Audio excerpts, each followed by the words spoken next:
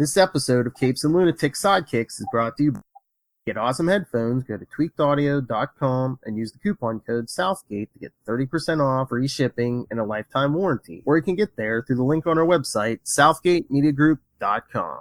Fight me, nerd. That's right. There's been a lot of nerd fighting. It's the season finale of Angel Season 2. And heck, the Angel Chronicles Season 2 finale. I am Phil. Joining me as always until next summer. Guys. Hey guys, it's Lilith. Summer is over. It is, well, October. Well, I mean, we'll see how the weather goes. Well, I'm in Florida, but Hey man, it was still 80-something degrees up here today, so. you are gonna have such a crappy winter. It's gonna be nice and warm.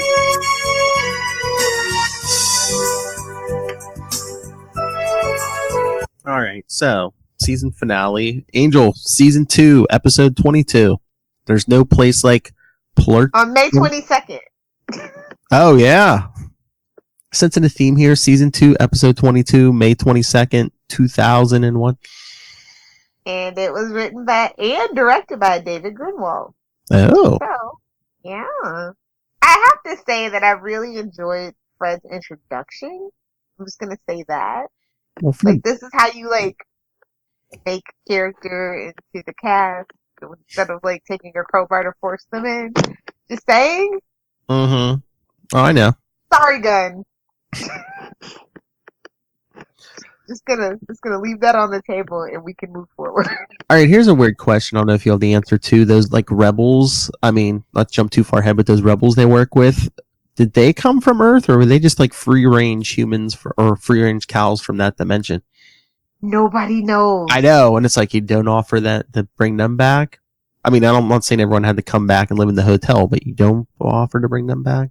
And this is how we know Angel might have maybe not truly been the one that was going to get his soul back in the prophecy. I'm just saying. There's hints that maybe it could have been Spike. I don't know. Well, there's something else, and it's not Angel that I'll mention when we get further in the episode, but.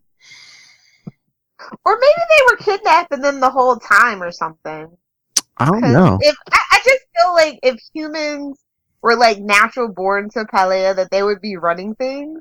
And I mean, the Groosalug and all that stuff, like he like evolved into a human. It seems like from what he said. So Maybe. I don't know. Yeah. I'll have to look through the fan fiction tonight. Thank you, Philip. Oh Lord, you're gonna look through that Cordy and Groosalog fan fiction. Hey, sometimes fan fiction has good headcanons you can hold on to. That's all I'm saying. Lilith wants some calm shock tips. Anyway, also, we had a cliffhanger last episode with Warren's head being served on a platter. But surprise!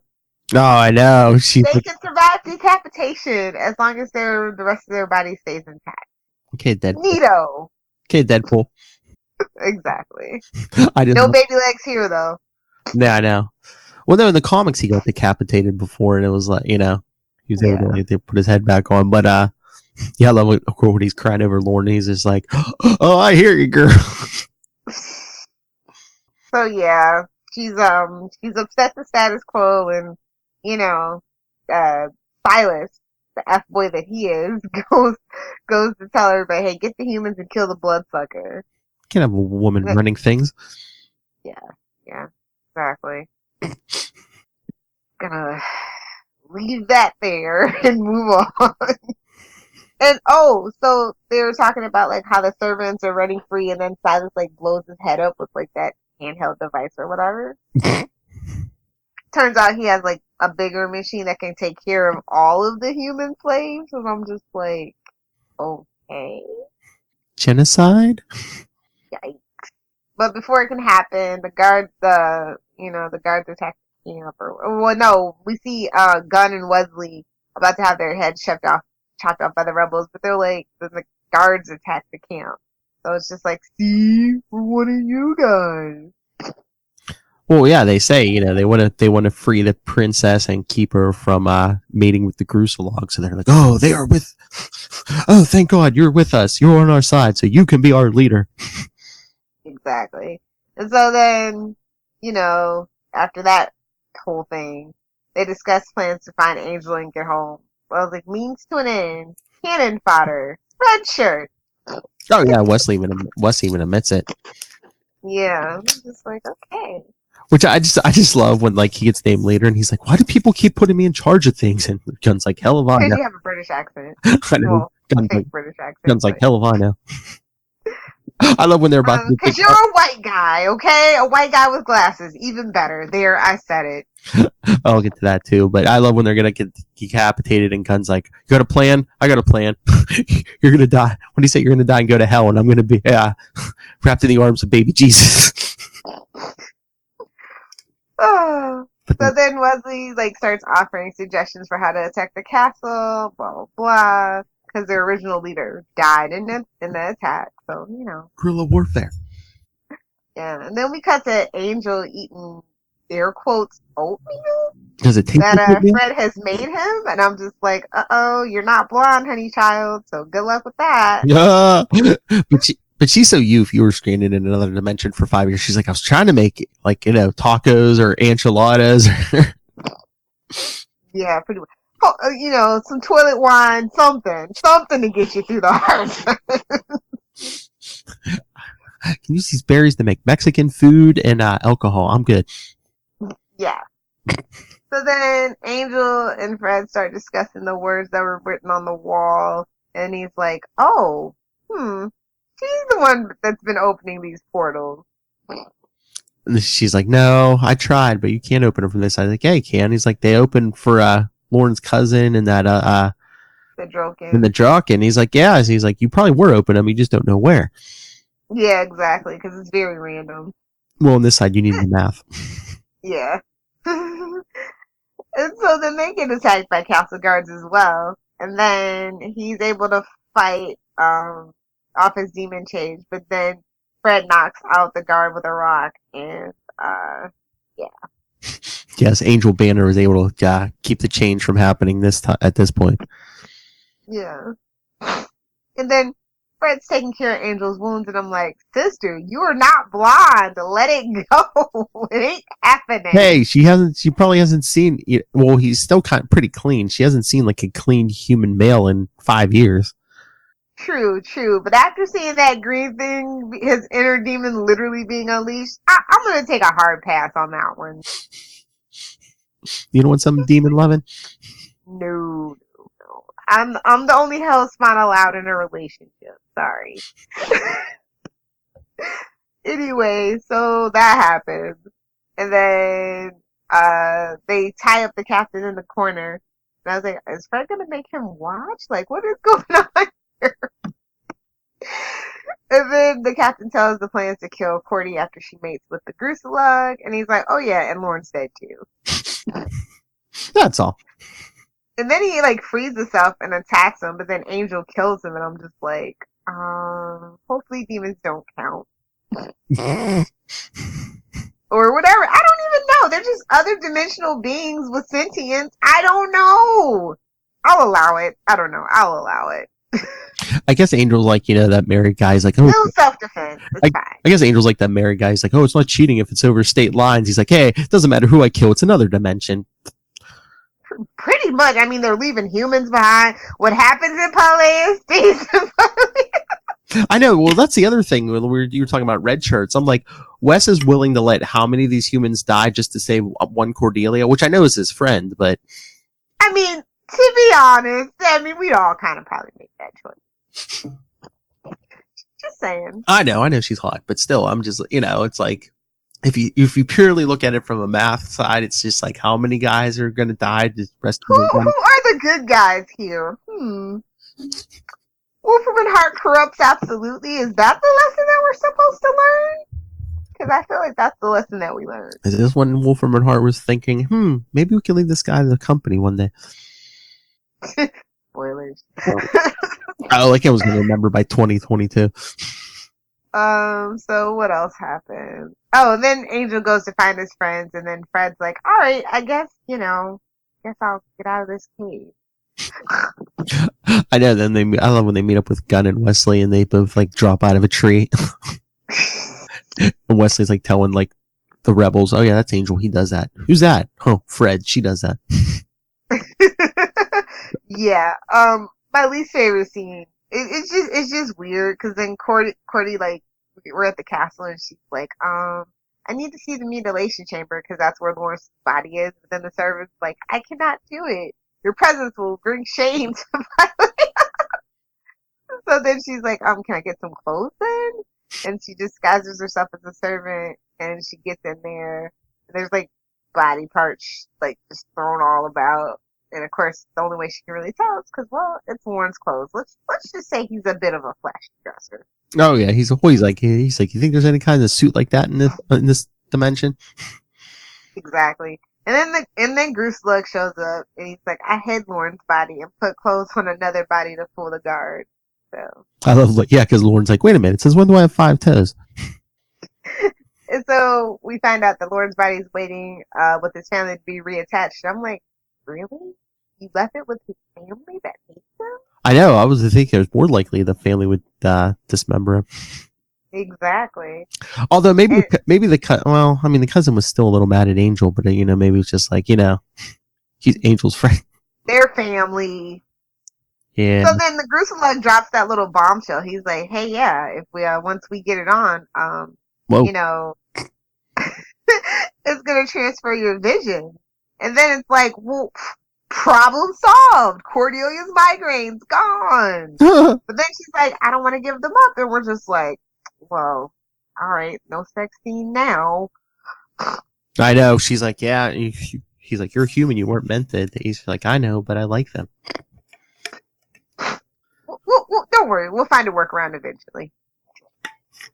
So I love convoluted plot point is convoluted. So I love how she has to like calm shock to give Grusalog the visions somewhere in the afterlife. Doyle's like, why couldn't I transfer them that way?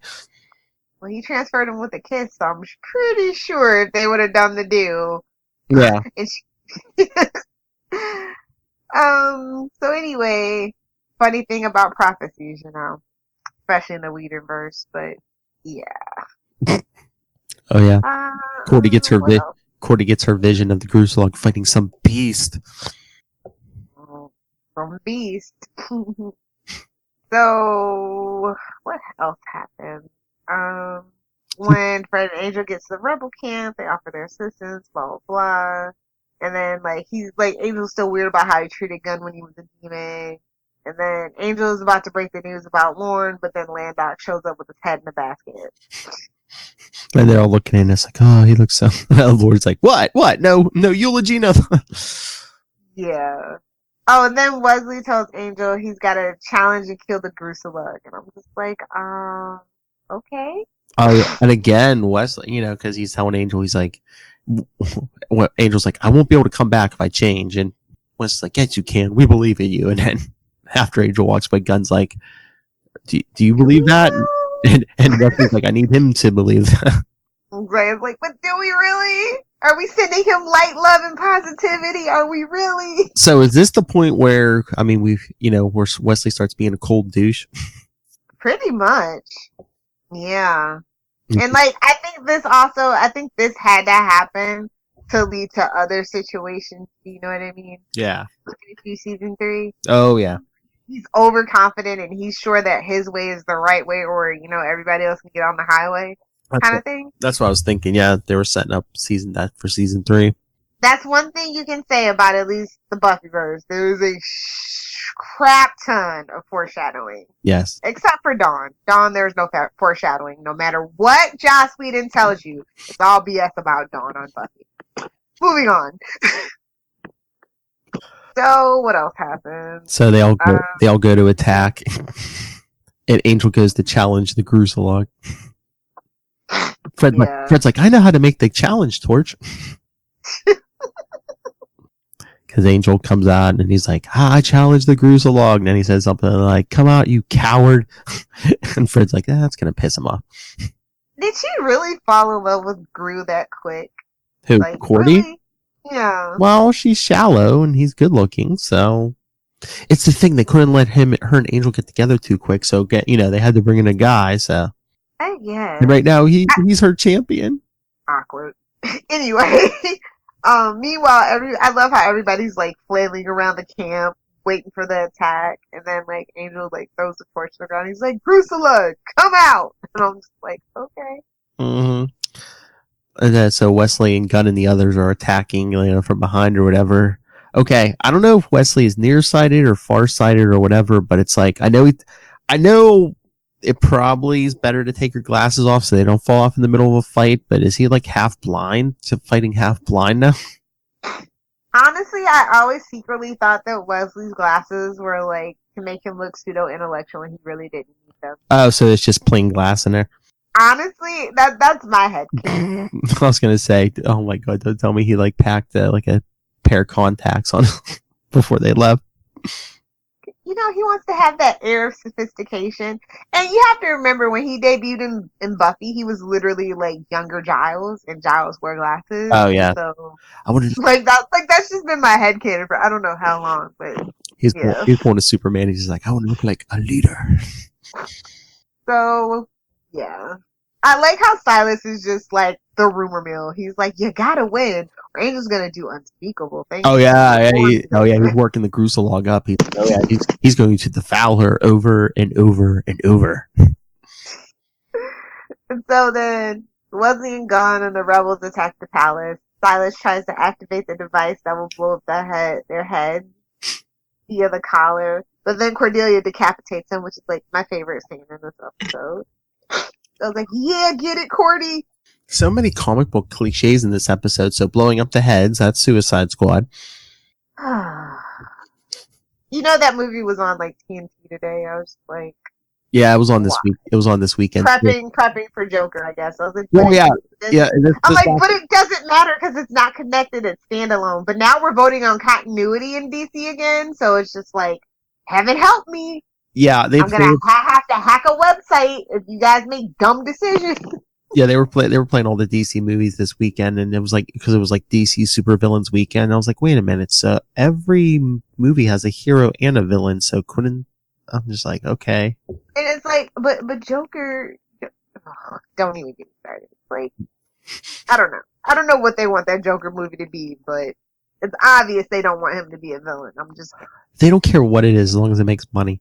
Good luck with that.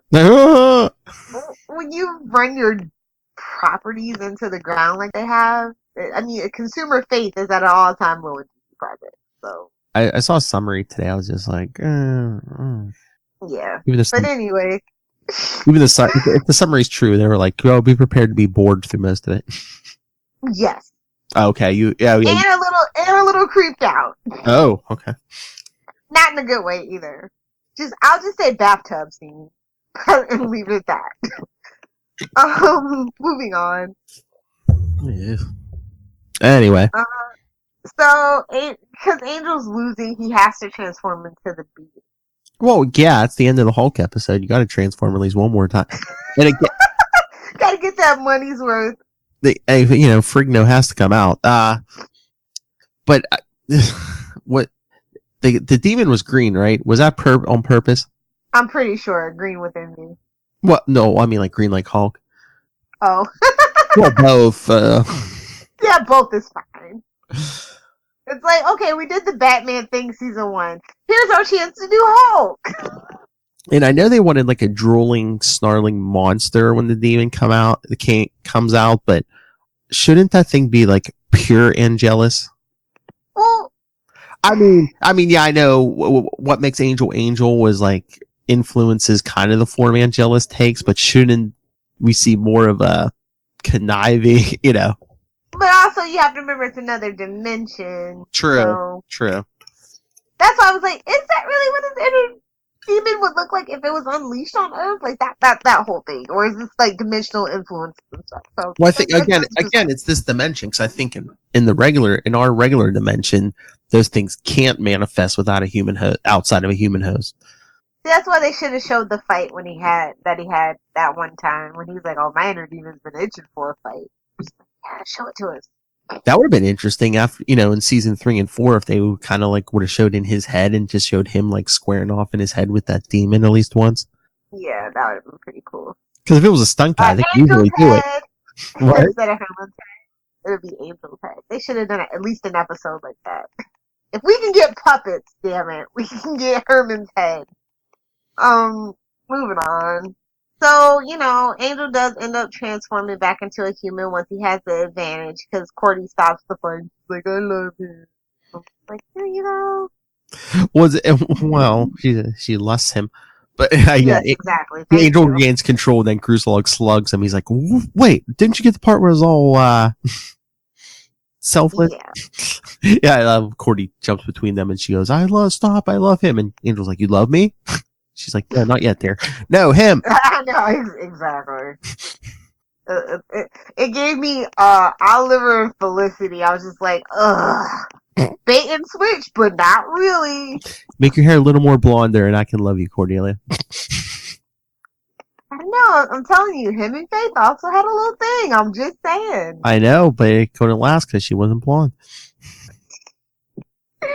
Or that she was evil and serving time in prison. Either or.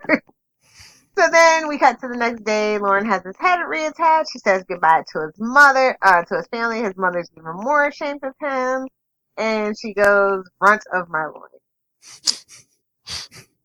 You know what they call me down at the watering place? Mother of excrement. So then he's like, Lauren's like, I'm glad I came back. He's like, I definitely don't belong here. I definitely believe, belong in LA where no one really belongs.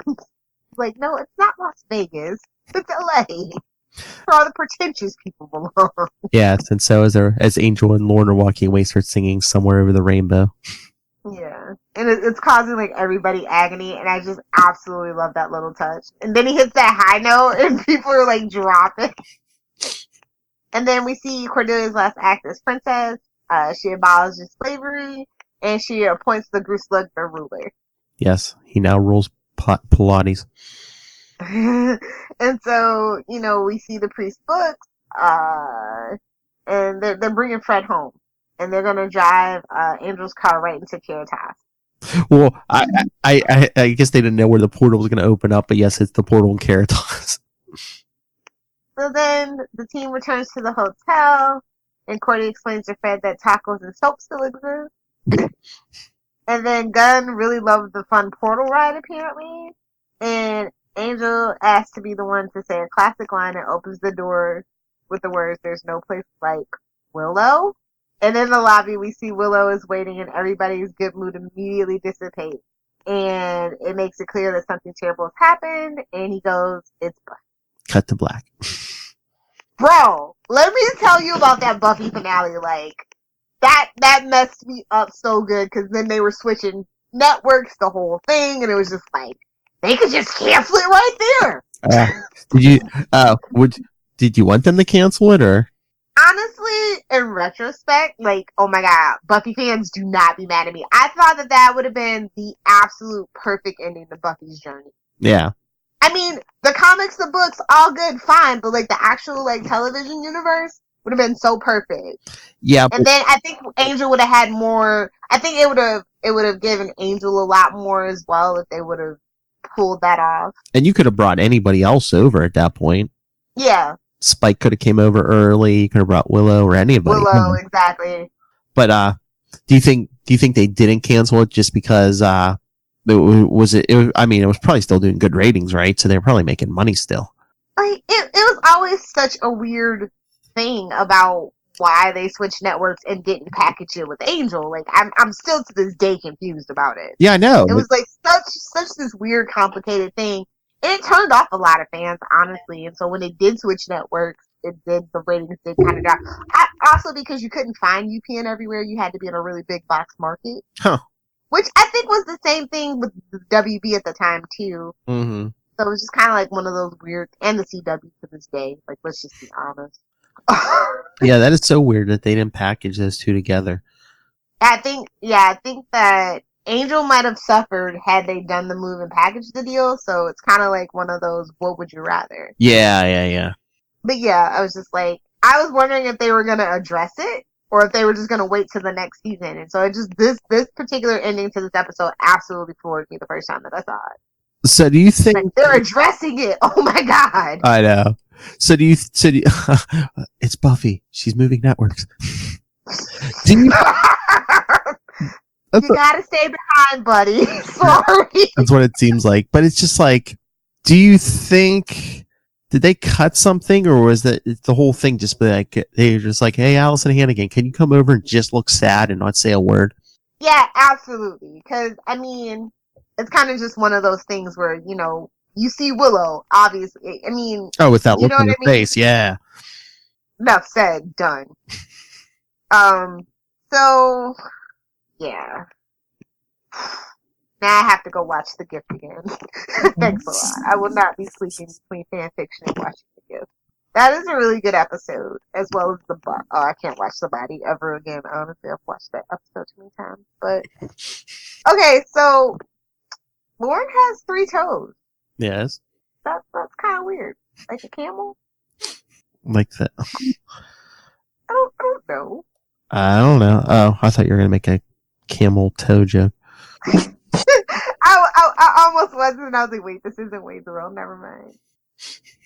I don't know. I was talking to Rod the other day. I think he's pretty cool as long as you don't use the 7 dirty words. Okay. Oh, so also I just want to say Fred traveling to and from Palea is actually one of the factors that actually factors into the mess that is a certain child that is to come about. Not the first one, the second one. As not to be too spoilery. The second child? Yeah. Technically there's a second child, although she does spring fully formed. Oh, okay. Yeah. Yeah. Yes. So, I think that was interesting too. Oh, yeah. And this actually had a couple of good kills, so this was a really good episode for me. Well, it's a season finale. I hope it's a pretty good Well, episode. I absolutely hate season 3's finale. Yeah. Just so we're clear. So,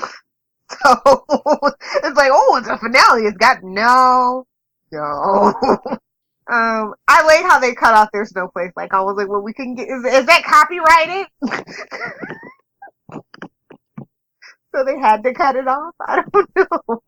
Is that why it's also no place like Glorp? Like, they literally couldn't say it? There's no place like Plrtz Glrb. I know, because nobody says that in the episode, right? Right. So, yeah. Like, those are so random. I'm guessing it's just for rights or somebody something. had a stroke in the middle? That's what it looks like, but yeah, it has to be rights, because why else would you do that if no one else? You know what? It could have been like something on the writing on the wall or in a book, and we just... Or just Fred says it's something. Yeah. But overall, like I said, this is absolutely probably... Yeah, this is my favorite season finale. Of the series? Because everything else is pretty bleak. Yeah. This is like our last, like, sort of kind of... Like, they couldn't even give us a happy ending. They had to have Willow show up, so... Well, again, it was, Buffy was switching networks too. So, I mean, I don't know if they really wanted to drive it home. It's like, oh yeah, nothing's going to be the same after this. Yeah. No, solid A for me. Although the dialogue was really basic, I didn't mind it because, like, I guess of the situation that they were in. Oh, I thought of another comic book reference. Dick Grayson and the Titans get back from an alien planet, and it's like, he's like, oh, Jason Todd's dead? Oh. And everybody throws confetti. It's fine. Confetti! I'm just so bummed. I'm just like, I don't know. Titans is just not shaping up to be what I want. What, the show? Yeah. I got to catch up. I haven't watched the last 2. Better catch up before the next Nightwing news, mister. I'll watch it, but... Don't worry, Kristen. I'm cracking the whip. I got you. Enough about your love life. Anyway, what would you give this episode? I'd probably give it an A-. Okay. Because, like you said, I think I agree with you. It is like the best season finale of this series. I'm gonna just tell you, the series finale that was supposed to be a season finale, every single effing time, it pisses me off to no end. And it's like, yes, the ending of season 5. Oh yeah. Why was? I mean, every was time. It supposed to be different? Well, it didn't have to be its final season. Well, yeah, is the whole thing about it. I know we did discuss it. I just don't like how abruptly it ended. So yeah. Well, I think he had already scrambled to get that comic book deal in place too. Wow. And it just took a lot longer to Yeah. actually produce and hammer out the details or whatever. Mm-hmm. So I think that's why it ended the way it did. But yeah, we'll get there. Whatever year that may be. 2022. It might be Luca and the dogs discussing it, but it's fine. We'll get there. Those dogs can't talk, and if they did, they would say, "Help me." No, they just actually. I do have a booze hound. You have a what? A boo sound? A booze hound, yeah. He likes a little beer every now and then. Oh my lord! So you know he's my favorite. You always have to have somebody to drink with, don't you? Exactly. But anyway, that was season 2. That's right, everyone. It's kind of uneven, but I do like how it eventually ended. Honestly. Oh yeah. All right, so yeah, everyone, that's the end of season 2.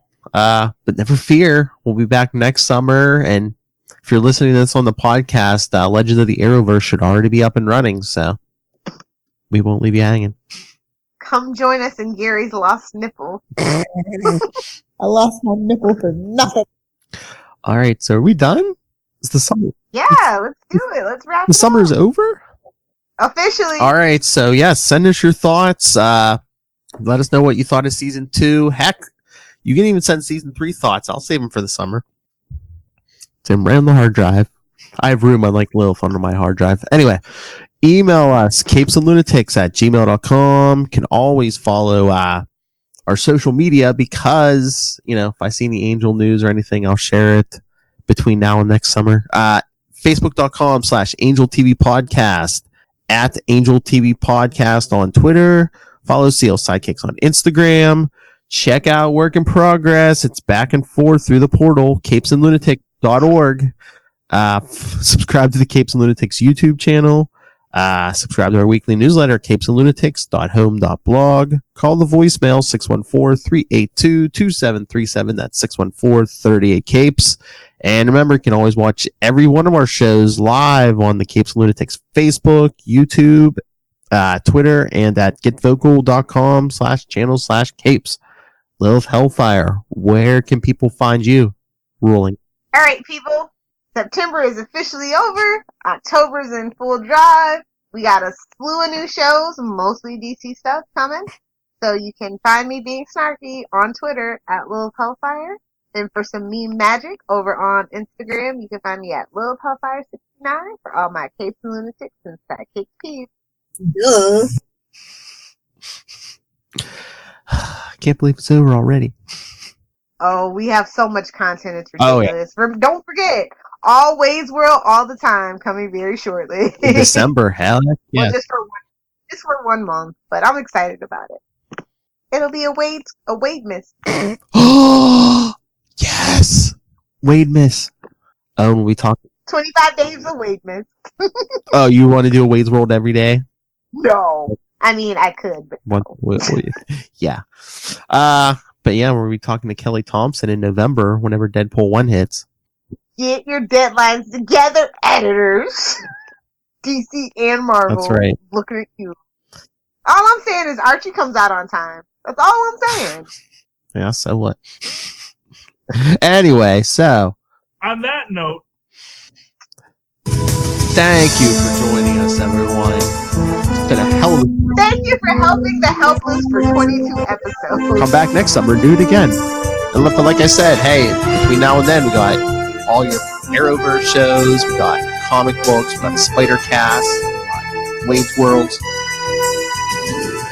Heck, we do it on another podcast too, Capes and Lunatics and Capes and Lunatics Sidekicks.